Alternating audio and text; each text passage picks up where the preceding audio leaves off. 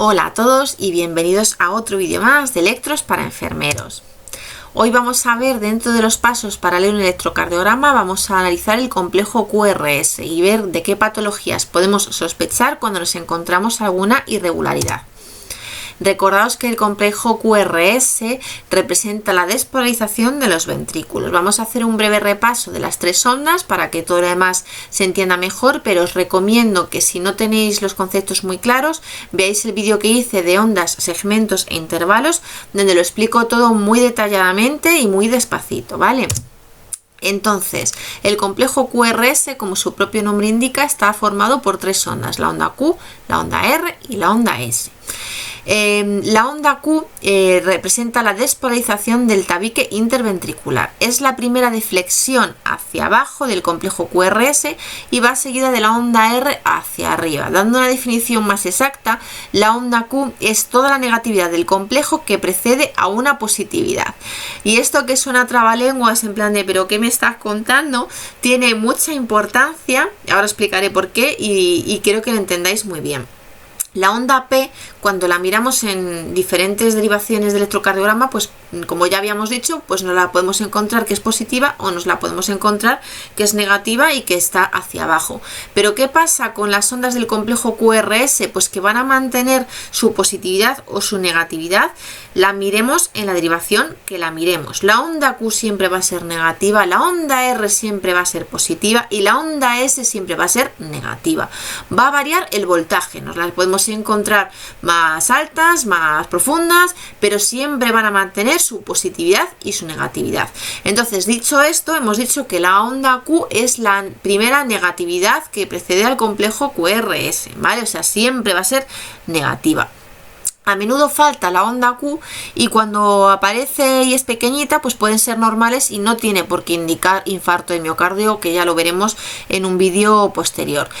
Lo que pasa es que, bueno, pues cuando son normales suelen ser menores de 1 milímetro de ancho, es decir, menos de un cuadradito pequeñito, y suelen ser también menores de 2 milímetros de profundidad, es decir, menores de 2 cuadraditos pequeñitos.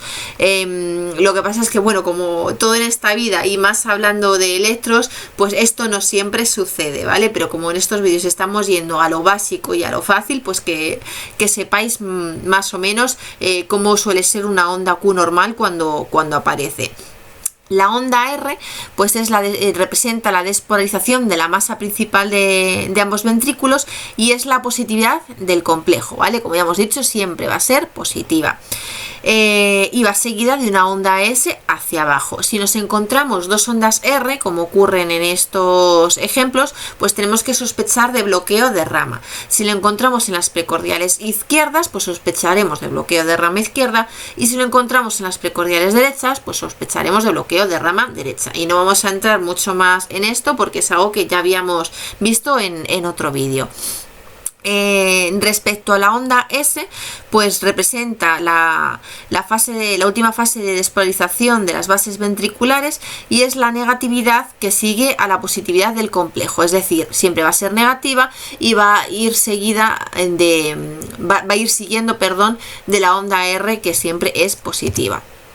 ¿Y cómo es un complejo QRS normal? Bueno, pues os recuerdo que la duración se medía en horizontal y el voltaje se medía en vertical. La duración normal de un complejo QRS está entre 0,1 y 0,12 segundos, es decir, de 2,5 a 3 milímetros, y el voltaje pues puede ser normal o puede estar alto o puede estar bajo. Se considera que está alto cuando la R más alta supera los 30 milímetros, es decir, más de 6 cuadrados grandes o 30 pequeñitos, que ya son, o bajo si ninguna R en las precordiales supera los 8 milímetros. Pero esto lo vamos a ver ahora más despacito. Bueno, como habíamos dicho, el complejo QRS mantiene la positividad y la negatividad de sus ondas en todas las derivaciones. Lo que sí que podía cambiar era la morfología y el voltaje, es decir, podíamos encontrar pues eso, las ondas R más altas en según qué derivaciones y las ondas negativas como la Q y la S más profundas en según qué derivaciones. Entonces, por ejemplo, en En las derivaciones precordiales, el complejo QRS pasa de una forma eminentemente negativa en las precordiales derechas, es decir, en V1 y V2, la onda R, que era la positiva, que es esta de aquí, es más pequeñita que la onda S, que era negativa, ¿vale? Va pasando hacia una forma completamente positiva. Y nos encontramos que en las derivaciones izquierdas, V5, V6, la onda R, que era la positiva, es más grande que la onda S. La transición del complejo, o donde aparece la equidad más o menos en las dos ondas, suele encontrarse en las derivaciones V3 y V4, donde nos encontramos que el complejo es equifásico o más o menos, ¿vale? Es decir, que la onda R y la onda S tienen un voltaje más o menos igual, ¿vale? En un complejo QRS normal, en V1, nos encontramos que la onda R es menor que la onda S. ¿Por qué? Pues bueno, porque la despolarización ventricular, os recuerdo que la mayor, pues eso, cantidad de energía eléctrica, ¿vale?, se desplazaba hacia el lado izquierdo del paciente y hacia atrás. Entonces el electrodo V1 ve como toda esa corriente eléctrica se aleja de él y eso nos da un complejo QRS principalmente negativo. Respecto a la duración del complejo QRS, pues dijimos que era normal entre 0,1 y 0,12 segundos, pero que también nos lo podemos encontrar ancho cuando supera los 3 milímetros. ¿Y qué es lo que ha pasado aquí? Bueno, pues os recuerdo que el sistema de His conduce muy rápidamente los estímulos eléctricos normales de la despolarización ventricular. Son como unas autopistas, ¿vale? Y eso nos produce un QRS estrecho. Los impulsos que nacen en el miocardio fuera de este sistema de conducción nerviosa, fuera de estas autopistas, pues como las células miocárdicas conducen el impulso muy lentamente, hasta 2 o 4 veces más lento que estas autopistas, pues al final lo que nos da es una conducción lenta y un QRS ancho, ¿vale? ¿Y dónde podemos encontrar QRS anchos? Pues por ejemplo en los extrasístoles ventriculares, en los ritmos idioventriculares, que eran aquellos que la hacían en los ventrículos y no en el nodo sinusal, también en los bloqueos auriculoventriculares de tercer grado, ¿vale? Vamos a pasar a la hipertrofia ventricular, que es en lo que nos vamos a centrar un poquito más, porque el resto de este vídeo pues son cosas que ya hemos visto en otros vídeos, pero la hipertrofia ventricular, si no me falla la memoria, pues no lo habíamos visto. Bueno, hemos nombrado antes cómo es un QRS normal. Cuando nos encontramos con un voltaje que no es normal, que está más pronunciado, pues podemos empezar a sospechar que puede haber una hipertrofia ventricular. ¿Y qué es la hipertrofia ventricular? Pues bueno, consiste en un aumento del grosor del músculo cardíaco del miocardio que conforma la pared ventricular, ¿vale? Esto es secundario a una alteración en la que el ventrículo tiene que esforzarse más porque tiene que vencer un obstáculo. Entonces, ¿qué pasa? Que como el miocardio es un músculo, pues al hacer un esfuerzo repetido, pues se puede desarrollar más. Como por ejemplo, si nosotros hiciéramos pesas todos los días, pues nuestro bíceps crecería, se desarrollaría más, ¿no? Pues esto es lo que ocurre también con el miocardio, cuando hay una hipertrofia ventricular. El problema de este crecimiento de los ventrículos es que viene acompañado de una pérdida de elasticidad, ¿vale? Y bueno, y aunque hay varios criterios según la bibliografía para sospechar de una hipertrofia ventricular, pues vamos a ver lo más básico, ¿vale? Vamos a empezar por la hipertrofia ventricular derecha. Como ya sabréis a estas alturas de los vídeos, o deberíais de saberlo, si queremos ver el lado derecho del corazón, nos vamos a ir principalmente a las derivaciones derechas, ¿vale? Entonces vamos a mirar las precordiales derechas. En condiciones normales ya habíamos dicho que la onda R, que era la positiva, es menor que la onda S en las derivaciones derechas, porque ven cómo esa corriente eléctrica principal pues se alejaba de estos electrodos, ¿vale? Pero ¿qué es lo que ocurre en la hipertrofia ventricular derecha? Pues que esto no es así. La R es más grande que la S, es decir, el complejo QRS es más positivo que negativo. Ahora lo veremos también. ¿Por qué? Pues bueno, porque un ventrículo derecho hipertrofiado significa mayor cantidad de vectores hacia el lado derecho y además suele haber una desviación del eje a la derecha. A ver, también tenéis que pensar que a menudo hace falta un considerable grado de hipertrofia ventricular derecha para que esto se vea, porque de forma normal, de forma anatómica, el ventrículo izquierdo está bastante más desarrollado que el derecho. Entonces, para que el derecho consiga atraer, pues eso, este rayito que está dibujado para este lado hacia este lado, pues tiene que haber una hipertrofia ventricular derecha grande, ¿vale?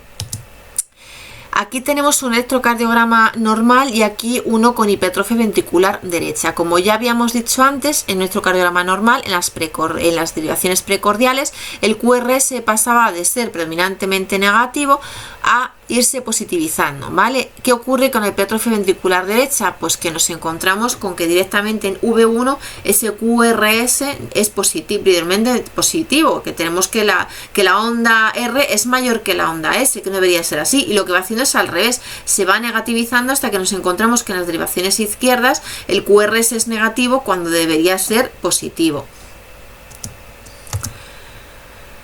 Y aquí tenemos algunos casos en los que aparece hipertrofia ventricular derecha, pero que lo que más me interesa es que comparéis estas imágenes. Aquí en este corazón normal vemos que la pared del ventrículo derecho es bastante más finita que la del ventrículo izquierdo, y en cambio vemos en este caso hipertrofia ventricular derecha como este ventrículo derecho tiene una pared bastante más gruesa de cómo debería de ser. Y pasamos a la hipertrofia ventricular izquierda, por lo tanto nos vamos a centrar en las precordiales izquierdas. Dijimos que de forma habitual en las precordiales izquierdas la onda R, que era la positiva, iba a ser mayor que la onda S, que es la negativa. ¿Y qué ocurre cuando hay hipertrofia ventricular izquierda?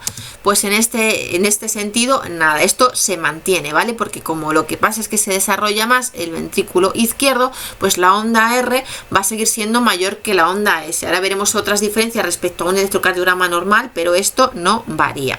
Esta hipertrofia ventricular es más común que la hipertrofia ventricular derecha.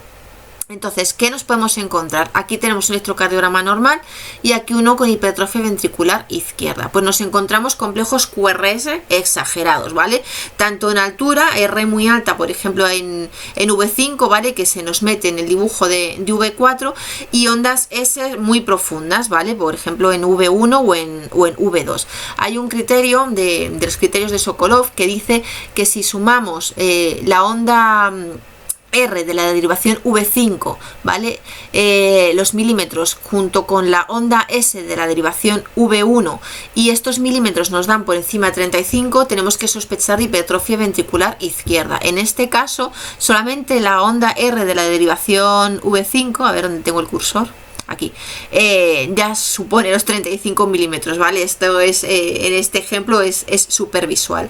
Además, con frecuencia la onda T muestra características de hipertrofia ventricular izquierda, como por ejemplo inversión en las precordiales izquierdas. En V5 y V6 veis que la onda T es negativa cuando en condiciones normales debería de ser positiva.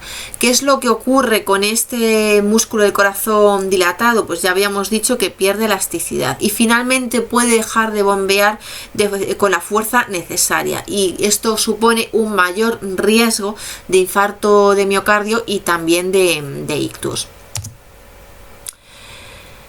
¿En qué casos nos podemos encontrar hipertrofia ventricular izquierda? Pues en todas estas, pero la más habitual es la hipertensión arterial no controlada o mal controlada, ¿vale? Si la tensión arterial está alta, se traduce en que el corazón levante pesas todos los días, ¿vale? Está haciendo un esfuerzo titánico todos los días. Al final, ¿qué pasa? Que el músculo se vuelve grueso, como el de un culturista, salvando las diferencias, y nos podemos encontrar con cosas tan llamativas como esta, ¿vale? Que veis que este ventrículo izquierdo tiene las paredes hipertrofiadas.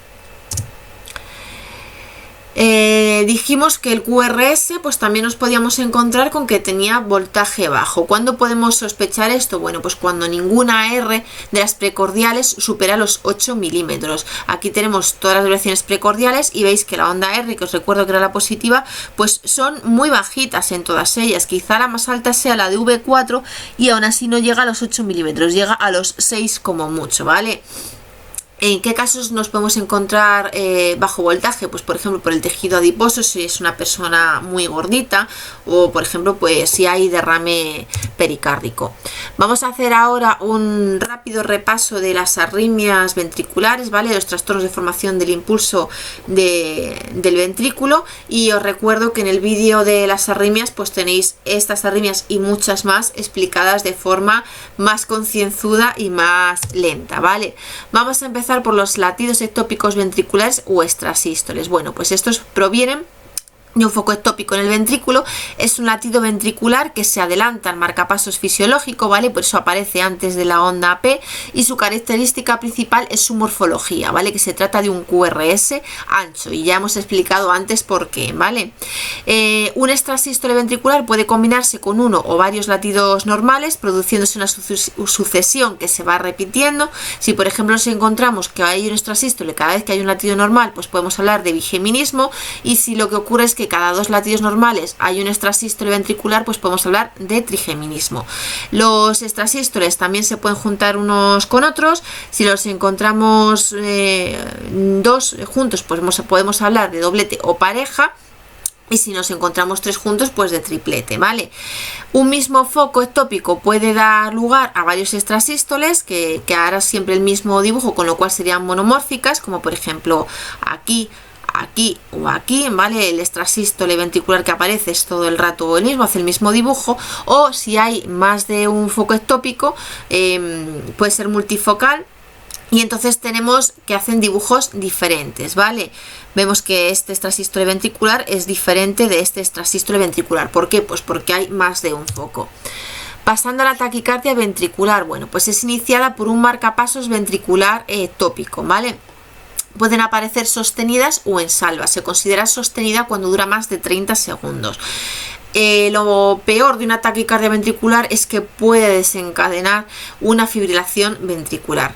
Según su morfología, pues nos la podemos encontrar monomórficas, ¿vale? Que veis que todo el rato hace el mismo dibujo, o polimórficas, como por ejemplo la torsa de Points, que veis que el dibujo no es constante, no es mantenido. Y respecto a la fibrilación ventricular, bueno, pues se producen por estímulos procedentes de muchos focos ectópicos en los ventrículos. Aparecen contracciones caóticas porque cada foco dispara a una frecuencia diferente, y como cada foco despolariza solo una pequeña parte del ventrículo, pues lo que produce es una agitación caótica, que es lo que dijimos en el vídeo de las arritmias, que a menudo se ha comparado con una bolsa de gusanos, ¿vale? Porque lo que se observaría sería un corazón pues tembloroso, ¿vale? No hay un bombeo cardíaco eficaz, no hay una contracción eficaz, los ventrículos están temblando irregularmente, no hay impulso ventricular, no hay circulación. Como veis aquí es muy rápido, muy desorganizado, en forma irregular, en tamaño, no hay segmentos ST, no hay ondas P, no hay ondas T, ¿vale? Esto conduce al paro cardíaco y a la muerte en un corto periodo de tiempo. Bueno, y hasta aquí el vídeo del complejo QRS con sus patologías. Espero que os haya gustado, espero que os haya sido de utilidad. Agradecimientos como siempre a la página de SketchMed, donde os recuerdo que os podéis descargar un montón de ilustraciones súper chulas, como la del corazoncito que nos está acompañando en todos los vídeos. Y como os digo siempre, que tengáis mucha suerte.